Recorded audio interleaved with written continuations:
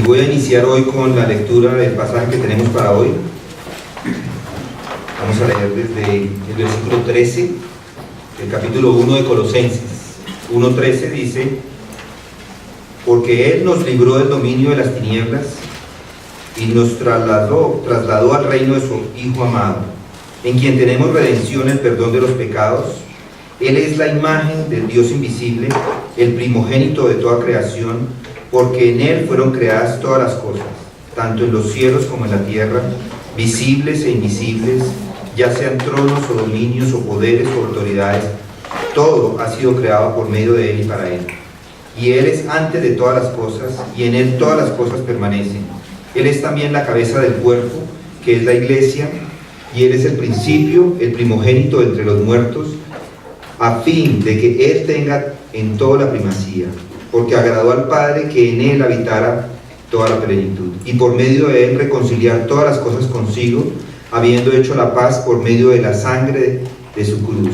Por medio de Él, repito, ya sean las que están en la tierra o las que están en los cielos. Vamos a orar. Padre, tú que estás en los cielos, nos acercamos hoy a ti por los méritos de nuestro Señor y Salvador Jesucristo. Padre, hoy estamos muy agradecidos de que podemos reunirnos acá como iglesia, con la Biblia abierta, la Biblia que es la palabra inspirada por el Espíritu Santo. Señor, hoy venimos aquí a orar, a agradecerte porque tenemos un Dios trinitario, Padre, Hijo y Espíritu Santo, porque el Espíritu Santo nos ilumina al mismo tiempo que estamos leyendo estas Escrituras. Te agradecemos por la iglesia que es de Jesús, de la que acabamos de leer, y te adoramos por toda la iglesia, por todos nosotros los que hemos sido salvados, Señor. Te damos gracias por ello. Por todos los miembros del cuerpo de Cristo te agradecemos, que son aquellos que tú llamaste desde la eternidad pasada, y te agradecemos por la evidencia de tu poder soberano, por traer a cada uno de los miembros hoy de tu iglesia para ser ministrados por medio de tu palabra. Te adoramos, te agradecemos, Señor, por todas las bendiciones que son de nosotros por medio de esa intermediación de tu Hijo Jesucristo. Él es el único mediador entre los hombres y Dios. Te agradecemos que es nuestro mediador, es el mediador personal de cada uno de los que ha puesto la fe en Él. Es por medio de Él que podemos obtener ese regalo de la vida eterna. Te agradecemos porque podemos reconocer que somos pecadores, que estamos perdidos y que merecemos la condenación eterna. Y te agradecemos porque Jesús nos alcanzó y por medio del Espíritu Santo ha efectuado esa obra en nuestros corazones. Hoy, como dice la canción que cantamos, venimos a contemplar, a conocer más acerca de ti y a adorarte. Hoy, Señor, por favor, danos las instrucciones que tengas para nosotros, para nuestras vidas. Permítenos vivir conforme a lo que aprendamos en tu palabra. Padre, te agradecemos por este país, por Colombia, te agradecemos por las personas que has puesto en el gobierno y te pedimos que protejas a tu iglesia por medio de ellos. Bendice a Colombia espiritualmente, que es la iglesia, o que la iglesia que está aquí en este país, que está formándose acá, Señor, crezca por medio de tu palabra. Ayúdanos a ser fieles a ella. Bendice a cada uno de los visitantes que tenemos hoy de manera especial. Dios, bendícenos en la medida que escuchamos tu palabra, y es en el nombre de Jesucristo que oramos. Amén.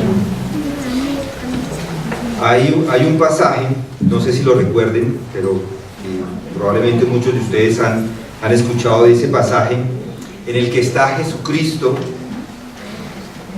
con el grupo de los apóstoles, y ellos deciden irse al otro lado del Jordán, y ellos despiden a la multitud, se montan en una barca, y habían otras barcas con ellos, pero se montan en una barca con los discípulos, pero se levanta una gran tormenta, una tempestad durísima, las olas están azotando esta barca, de tal manera que la barca casi se hunde, está a punto de hundirse por la tormenta.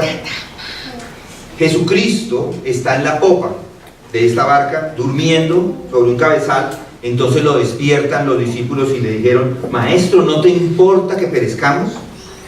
Y él, sí, ellos ni sabían siquiera que esa barca no se iba a hundir porque Jesucristo estaba ahí, pero ellos no sabían. Pero él se levanta y hace algo impresionante, y se reprende el viento y dice al mar: cálmate, sosiégate. Y el viento cesó inmediatamente y sobrevino una gran calma. Entonces les dijo: ¿por qué estabas amedrentados? ¿Cómo no tenéis fe? Y se llenaron de gran temor y se decían unos a otros: ¿quién pues es este que aún el viento y el mar obedecen? Noten la palabra que dice ahí: sosiégate. Esa palabra es clave, es como ponte un bozal a un perro. Esa es la palabra que utilizaríamos para ponerle un bozal a un perro. Amordázate, le dice él al viento y a la tempestad, y el viento se calmó. Y ellos dijeron: ¿quién es este que aún el viento y el mar obedecen? Es algo impresionante lo que estaba pasando. Piensen en esto, piensen si hay alguien como el autor de Hebreos en esa barca. Si en esa barca estuviera el autor de Hebreos y ya hubiera conocido todo lo que había que conocer de Jesucristo, ¿cómo hubiera respondido él a esto? ¿Quién eres tú? Él hubiera dicho: eres el resplandor de su gloria y la expresión exacta de su naturaleza, y sostiene todas las cosas por el poder de su palabra. Por eso puede hacer eso. Si Pablo hubiera estado en ese bote, ¿qué hubiera dicho acerca de Jesús, de esa pregunta de quién eres tú que puede calmar los vientos? Él hubiera respondido con las palabras que encontramos en Colosenses: Él es la imagen del Dios invisible, el primogénito de toda creación, porque en Él fueron creadas todas las cosas, tanto en los cielos como en la tierra, visibles e invisibles, ya sean tronos o dominios o poderes o autoridades. Todo ha sido creado por medio de Él y para Él. Esa sería su respuesta. Hoy vamos, en estos textos, en este texto vamos a demostrar esa super eminente grandeza de Cristo y su persona, y motivarles a que a todos los que estamos acá al día de hoy, esa es la idea. Vamos a tratar de demostrar de estos textos que Cristo es muy grande, es súper eminente, de tal manera que nosotros podamos adorarle. Y para ello vamos a dar tres razones para adorar a Cristo. ¿Por qué adorar a Cristo? Porque la persona de Cristo constituye el centro de toda la historia. Cristo no es simplemente un líder religioso, no es simplemente una persona cualquiera. Él es el Dios soberano y creador de todas las cosas. Él es digno de ser adorado por cada uno de los que nos encontramos acá. Y esta sección es especialmente particular porque es llamada inclusive la gran cristología. Muchos han estudiado estas palabras que encontramos acá, han hecho comentarios. La sección más grande en todos los comentarios de Colosenses es esta. Hay muchos comentaristas que han pasado vidas enteras solamente pensando en estas palabras que encontramos acá, toda la vida estudiando acá. Y hoy vamos a estudiar, vamos a empezar a estudiar estos versículos. Estos versículos son escritos por Pablo en una defensa a una herejía que se estaba dando por esos tiempos. Estas palabras en realidad son una presentación impresionante, tremenda de la persona y obra del Señor Jesucristo. Y en términos de hoy, si lo quisieran poner, es una presentación del señorío de Jesucristo. Señorío sobre el universo, por ser el creador. Señorío sobre la iglesia, por todo lo que ha hecho por ella. Miren lo que dice en Colosenses 3.11,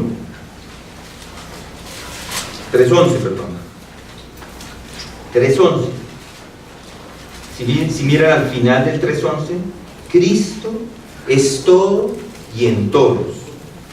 Entonces, hoy vamos a ver este texto de la siguiente manera. Lo he dividido en tres.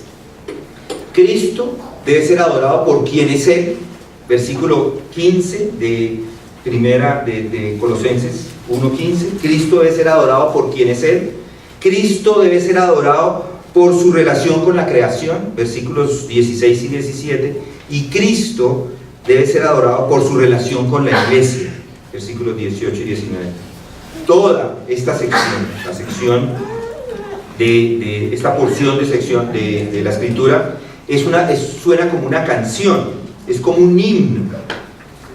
Y es así como está estructurada. En realidad hay 6 versos, hay ritmo, hay melodía, hay unas estrofas. En esto los comentaristas no se ponen muy de acuerdo si son 2 o 3 estrofas, pero simplemente para que noten algunas de las repeticiones que allí encontramos.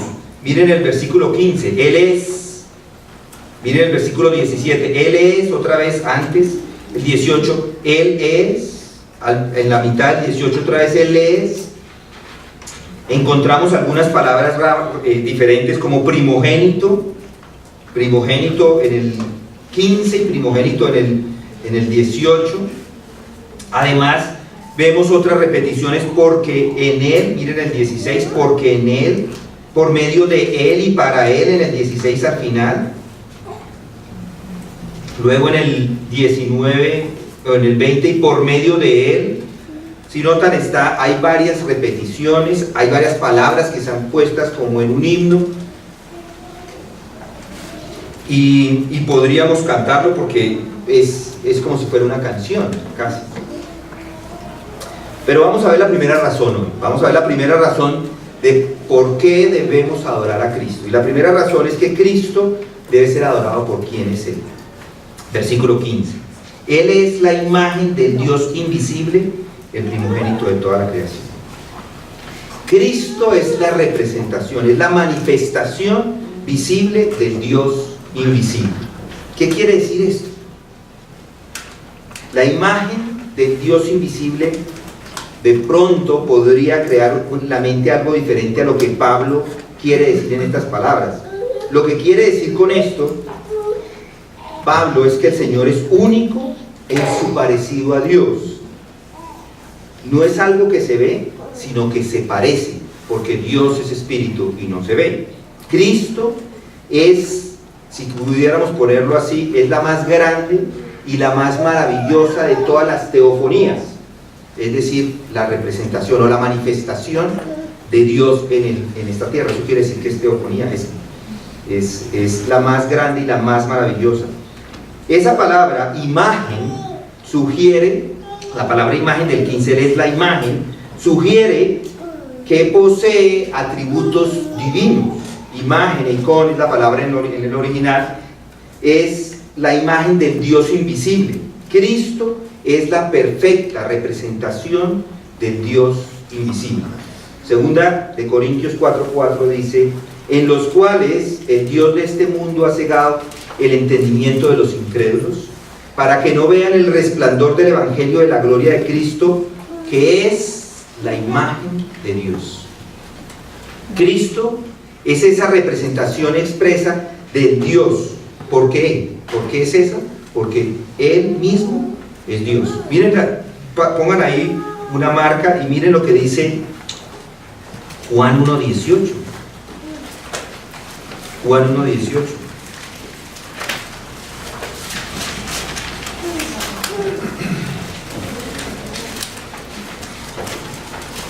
Él es el mismo Dios.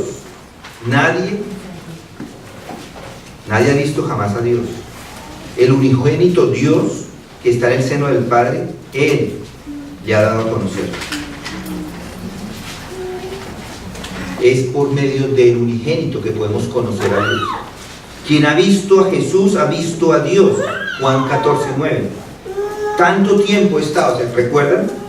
Jesús les dice: tanto tiempo he estado con vosotros y todavía no me conoces, Felipe. El que me ha visto al Padre. ¿Cómo dices? Muéstranos al Padre. Ese sustantivo imagen que encontramos acá no lleva el artículo, en el original no lleva el artículo definido. ¿Y eso qué quiere decir? Que Él es la imagen del Dios del invisible, podríamos traducirlo así. Es la manifestación expresa de Dios, es decir, del invisible. ¿Qué quiere decir eso? Que Jesucristo es Dios de manera absoluta. Cristo es soberano absoluto sobre toda la creación, y eso nos lo muestra ahí mismo, regresando a Colosenses. Ahí nos muestra que además de que es la imagen del Dios invisible, es el primogénito de la creación, el primogénito de toda la creación. Primogénito, ¿qué quiere decir? Ese vocablo, esa palabra no significa en modo alguno ni de ninguna manera que hubiese sido creado. ¿Por qué pensamos que es creado? Porque muchas veces pensamos del primogénito, nuestro hijo, el primogénito es el que nació como el primer hijo, o el primero, ¿sí? El primero que ha nacido. Pero Cristo no se creó, Él no es creado. De hecho, esa es la controversia ariana grande en la iglesia al principio del siglo. Al principio de la iglesia se generó un hombre, o se levantó un hombre y dijo: vea, es que ahí dice que Él es el primogénito, por eso Él es creado. Y si Él es creado, entonces en algún momento no existió. Pero un hombre que se llama Atanasios, en realidad se opuso a Arius y después le presentó sus argumentos, y dentro de sus argumentos está Colosenses, el mismo texto que usó Ario para la defensa de su teoría, y él le presentó el versículo 16: porque en él fueron creadas todas las cosas, tanto en los cielos como en la tierra, visibles e invisibles, ya sean tronos o dominios o poderes o autoridades, todo ha sido creado por medio de él y para él. Si lo notan, si todo ha sido creado por él, él no pudo haber sido creado, porque él mismo fue el creador. Entonces él estaba antes de la creación, y con eso convenció a la iglesia. Por más de que todas estas personas estaban atacando, con Ario y otros estaban atacando el hecho de que Jesucristo era no creado, estaba en la eternidad pasada, él lo defendió con ese versículo 16. Él es el creador de todas las criaturas. Él es el creador de todo el universo. Todo el universo viene a la existencia por medio de él. De hecho, este vocablo, o esta frase, o esta palabra, en realidad hace más referencia a la prioridad. Salmo 89, versículo 27. Dejen otra vez ahí. Salmo 89, versículo 17.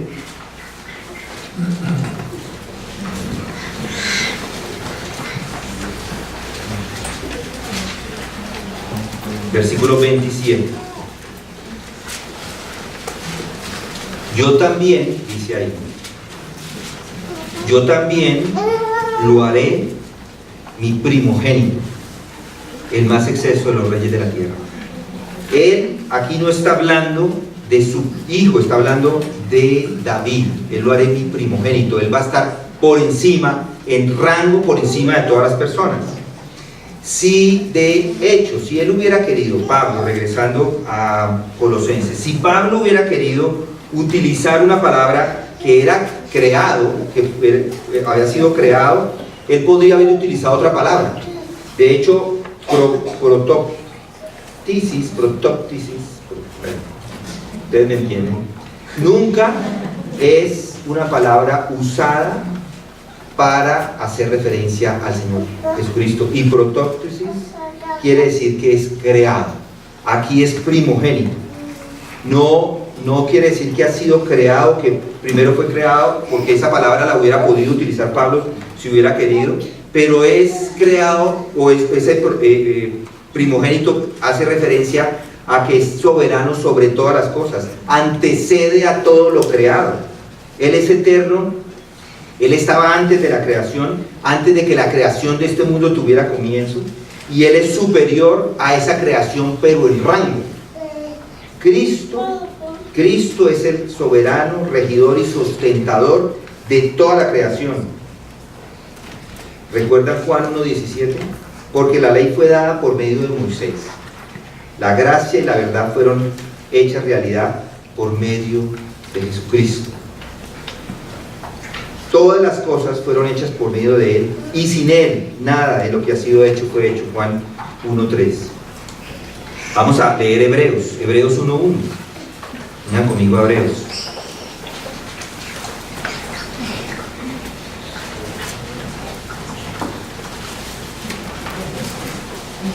Hebreos 1:1. Dios, habiendo hablado hace mucho tiempo, en muchas ocasiones y de muchas maneras, a los padres por los profetas, en estos últimos días nos ha hablado por su Hijo, a quien constituyó heredero de todas las cosas, por medio de quien hizo todo el universo. Él es el resplandor de su gloria y la expresión exacta de su naturaleza, y sostiene todas las cosas por la palabra de su poder. Después de llevar a cabo la purificación de los pecados, se sentó a la diestra de la majestad de las alturas. Qué impresionante, ¿no les parece? Dios o Cristo debe ser adorado por quien es Él.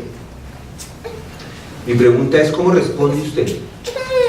Toda la creación, los vientos, las olas, todo le obedece. Pero cuando le habla a usted, ¿qué clase de respuesta le da? ¿En qué le ayuda? ¿En qué le ayuda que usted conozca esta verdad? Segundo, Cristo debe ser adorado por su relación con la creación, versículos 16 y 17. Cristo es el creador de todas las cosas sin excepción.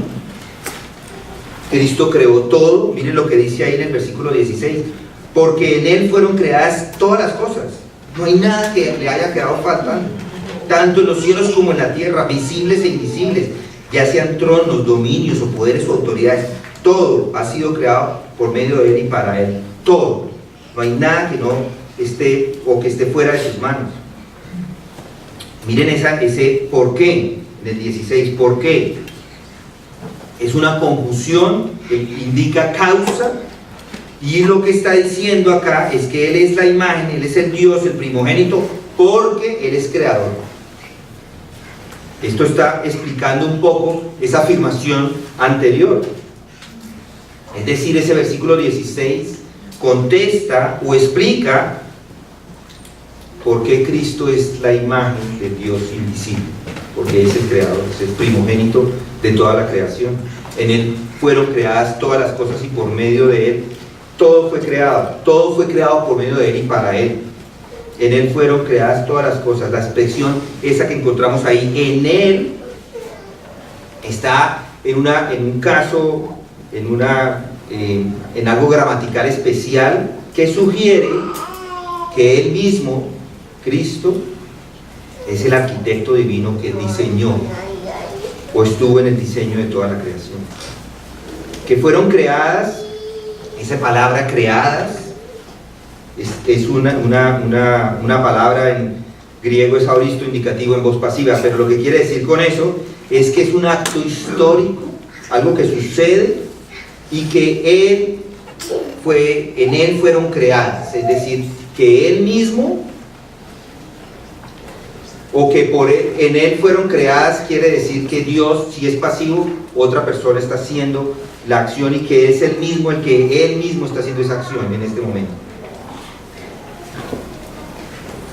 La creación no se hizo por chance, no estoy hablando del chance que va uno y compra en el...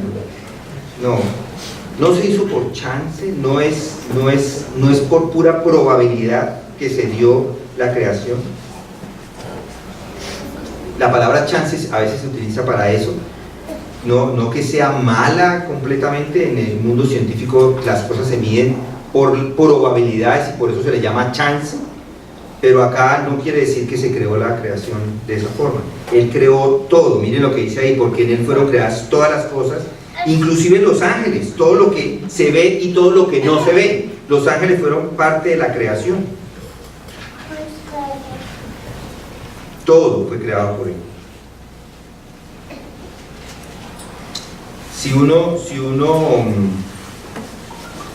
quisiera pensar, piensen en este edificio. ¿Quién diseñó este edificio? Un arquitecto.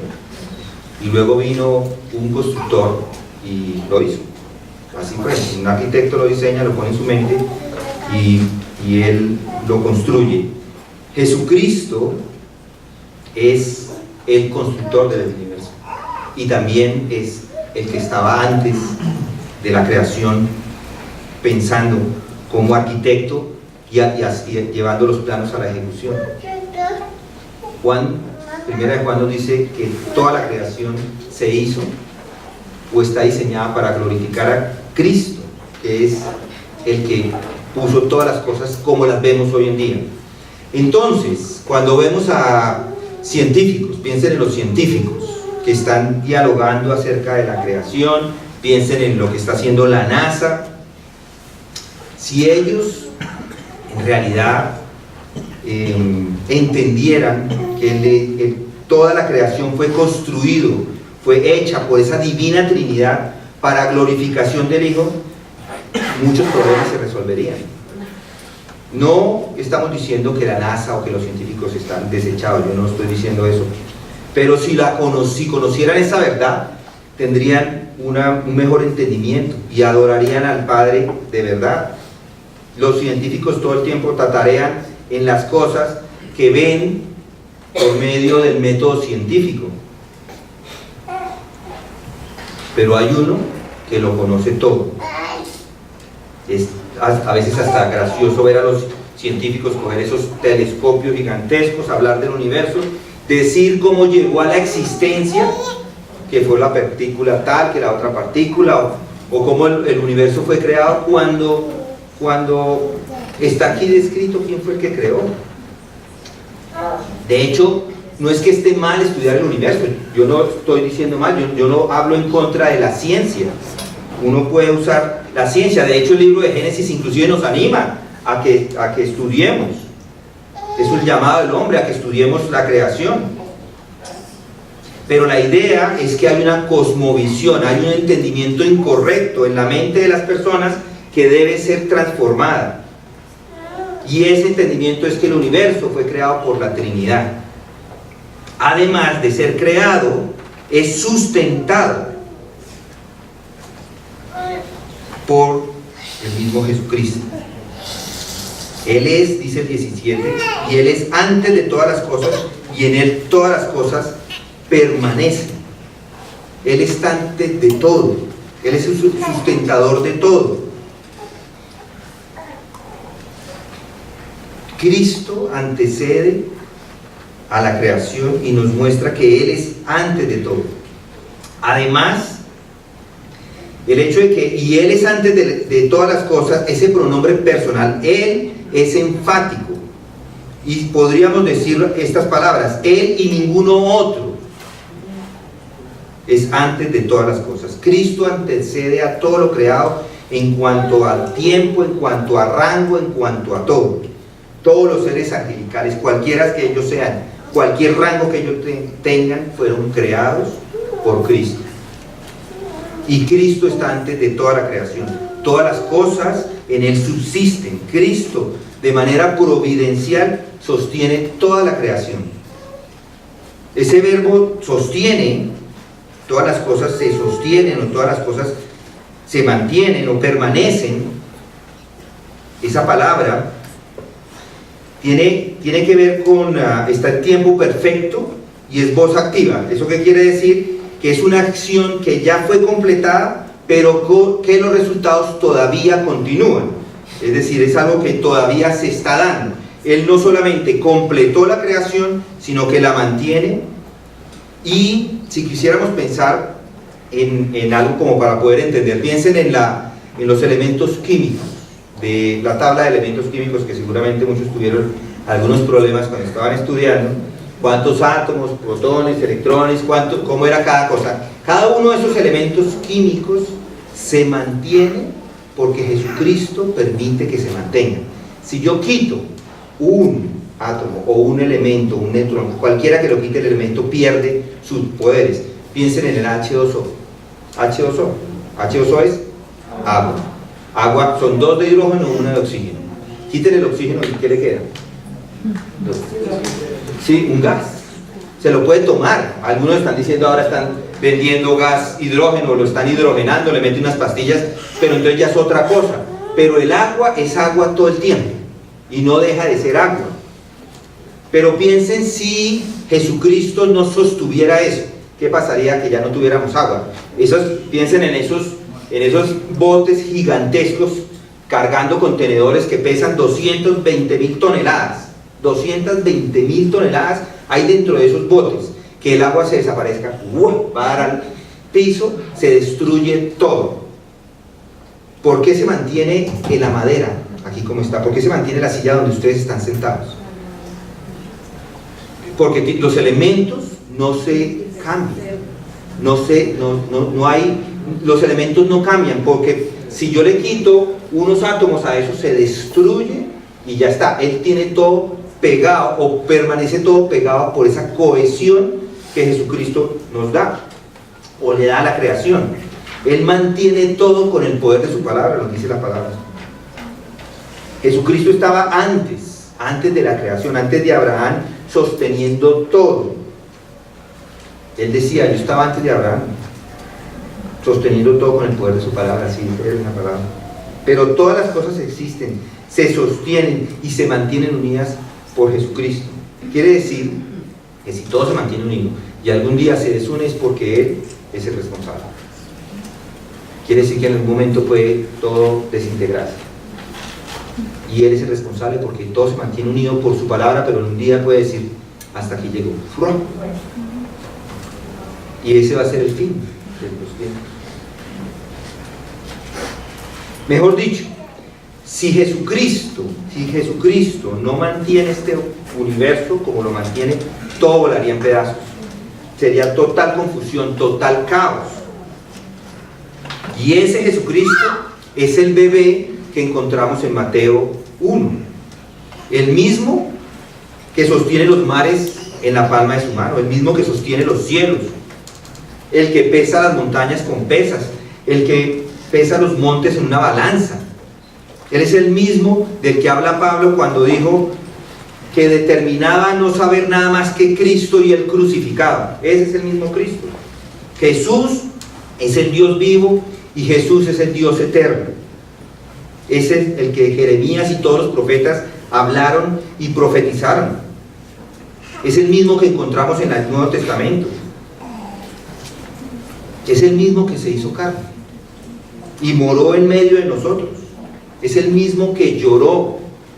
Después puso agua en la vasija, se puso una toalla alrededor del cinto y le lavó los pies a los discípulos. Ese es el mismo que secó con esa toalla a sus pies.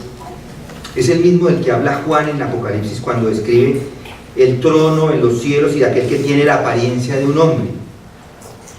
Es el mismo del que habla Juan cuando dice que uno de sus soldados con su lanza le abrió el costado y salió agua y sangre. ¡Qué maravilla! ¿No les parece la encarnación? ¡Qué excelente conocer más de Él! De esa segunda persona de la Trinidad. ¡Qué impresionante ser cristiano y conocerlo! Ahora mi pregunta para usted, ¿qué responde? ¿Cómo responde a esta verdad? Toda la creación, los vientos, las olas le obedecen, pero cuando Él le habla, ¿qué clase de respuesta le da a usted? La otra pregunta, ¿en qué le ayuda a que usted conozca estas cosas? Tercer punto, Cristo debe ser adorado por su relación con la iglesia. Miren los versículos 18 y 19. Él es también la cabeza del cuerpo, que es la iglesia. Y Él es el principio, el primogénito de entre los muertos, a fin de que Él tenga en todo la primacía, porque agradó al Padre que en Él habitara toda la plenitud. Entonces tenemos en el versículo 15 primero,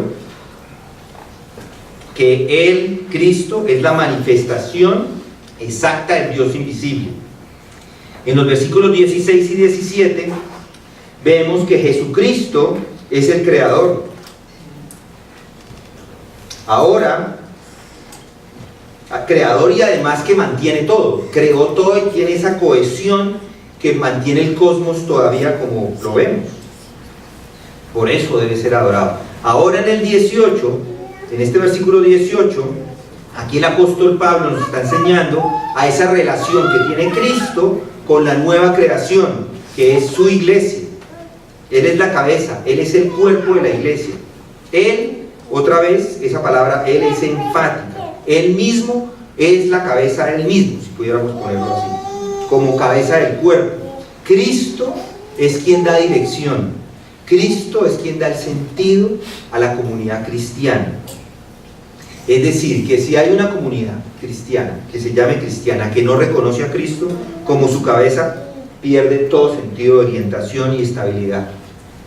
El cuerpo es esa unidad diversa, porque es diversa. Si ustedes se dan cuenta, aquí estamos diferentes edades, diferentes personas, parecemos diferentes. Pero la cabeza controla a todo el cuerpo que somos nosotros. Cristo tiene el control de toda la iglesia. Este mismo es el que anda en medio de los 7 candeleros de oro. ¿Recuerdan de Apocalipsis 2:1? Es el Cristo es la cabeza de la iglesia. Él es también la cabeza del cuerpo, dice ahí en el versículo 18.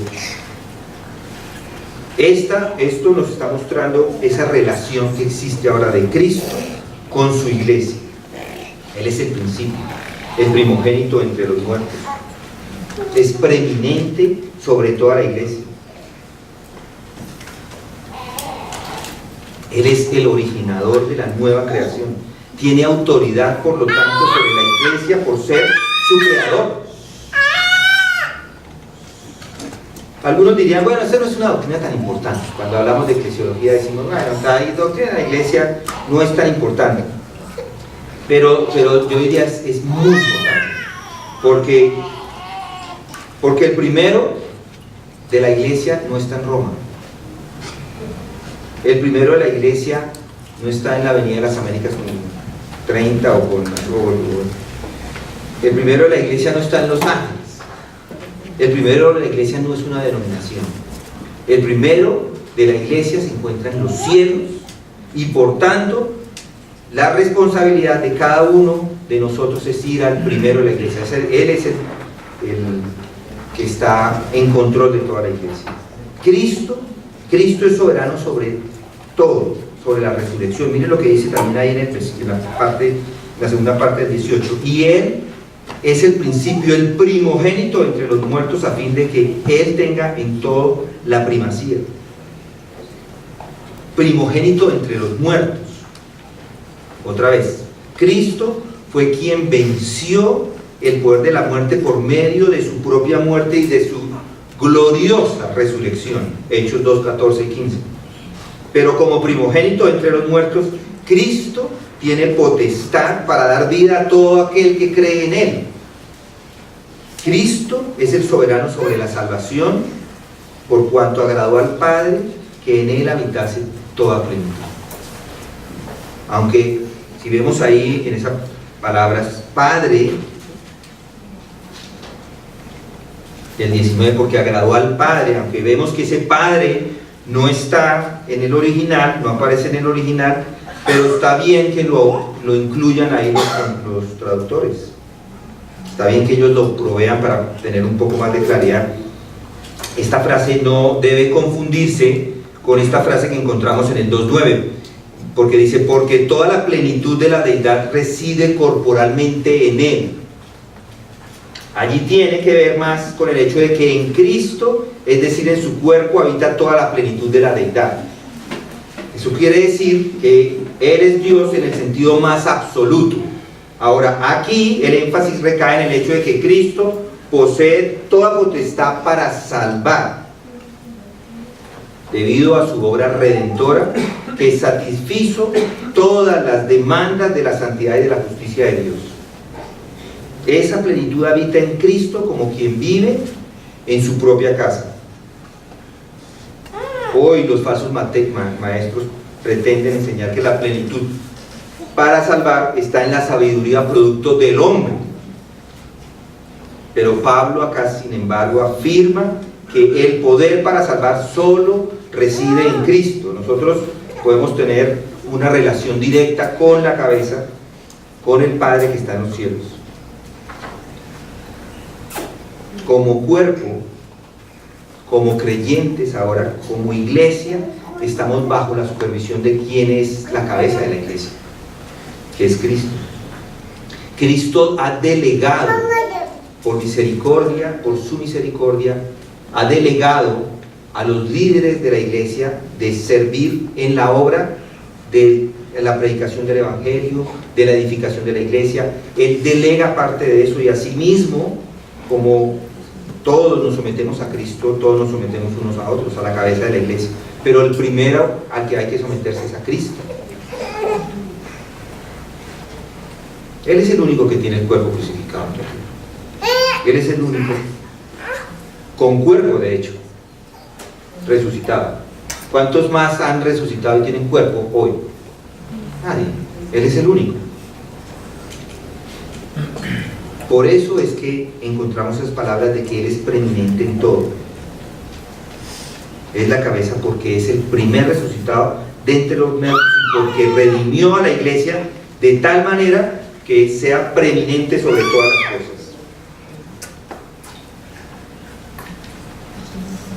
Las Escrituras dejan claro que el Padre es celoso en esa gloria que se le debe dar solamente al Hijo. Si recuerdan, en el monte de la transfiguración escuchamos algunas palabras que Pedro decía acerca de otros a los que se les podía dar gloria, ¿recuerdan? En el monte de las transfiguraciones. Pero en ese momento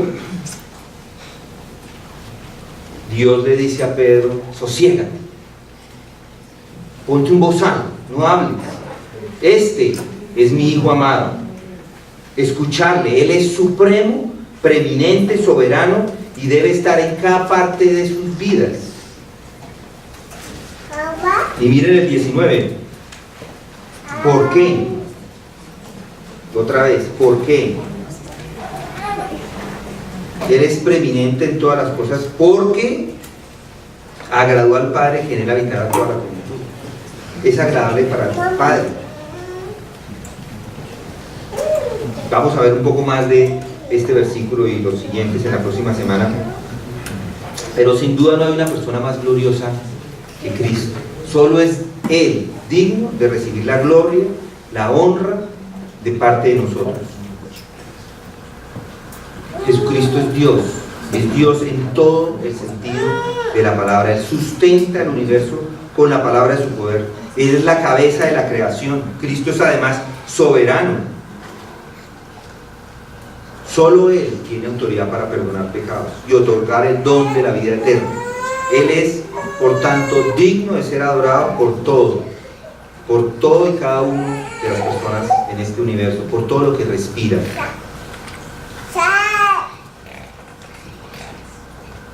Esto va en contraste con la herejía que se estaba presentando en esos momentos, porque aquí nos muestra quién es Cristo, quién es Él en realidad. La herejía es era el gnosticismo, el inicio del gnosticismo, y los gnósticos lo que estaban diciendo era que de Dios salían unos eones, como algunas cosas que salían y partían de Él, y que eso era Jesucristo. Pero Pablo les dice: no. Jesucristo es el mediador, y eso no es lo que está diciendo Pablo. Él es el Padre, niega esto. El Padre está agradado en el Hijo, se agrada en el Hijo, y toda la deidad reside en Él.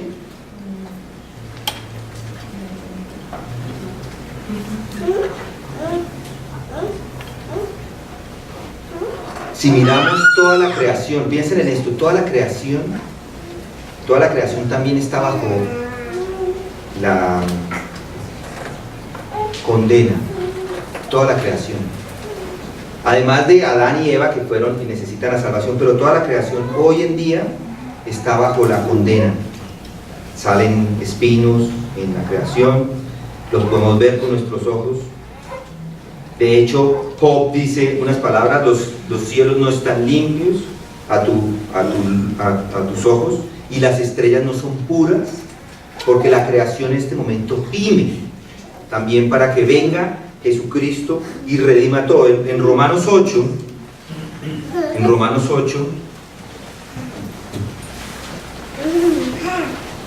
8:22 dice,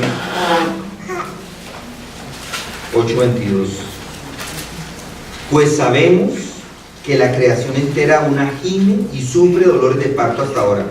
Y no solo ella, sino también nosotros mismos, que tenemos las primicias del Espíritu, aún nosotros mismos gemimos en nuestro interior, aguardando ansiosamente la adopción como hijos, la redención de nuestro cuerpo. ¿Sí lo notan?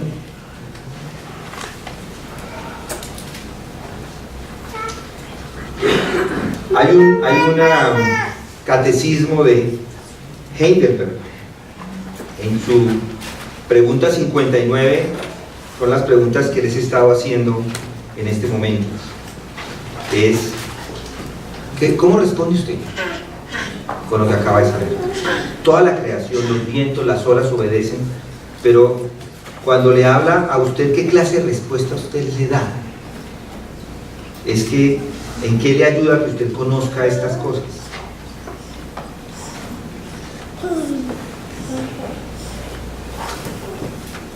Pueda que el Señor Dios y su maravillosa gracia y su poder por medio del Hijo reconcilie el universo, y así va a ser,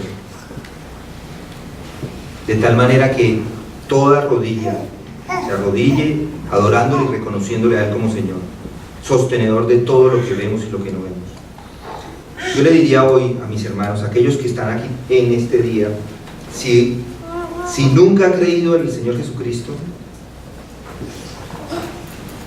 le recordamos acerca de la cruz, acerca del pecado, que debemos ser salvos del pecado. Venga Cristo, crea en Él. No lo puede hacer por usted mismo, no lo puede hacer usted por sus padres o por su mamá, no lo tiene que hacer de manera personal, tiene que venir a Él de manera personal, no lo puede hacer por sus hijos no lo pueden llevar al cielo. Es algo que cada uno debe hacer. Pueda que Dios, en su gracia, trabaje en sus corazones y le dé vida eterna, y usted la pueda recibir.